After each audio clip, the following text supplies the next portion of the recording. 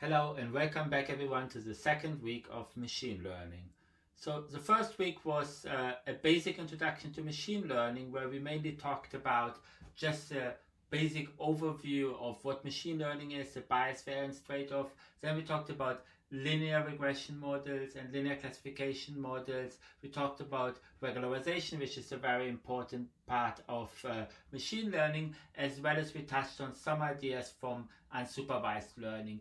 This is a kind of nice overview of what you would do in a basic course of machine learning. And now in the second week, we want to look more into nonlinear models. So nonlinear models are kind of span a big part of the more modern approaches to machine learning because they are able to find more interesting structures in data, but on the flip side they also require often more data and they're more likely or more prone to overfit, and we have to be a little bit more careful with those models. So the type of models we want to talk about today are called tree-based models. In particular, we'll be talking about boosting and random forest as well as some standard decision trees. So let's get started.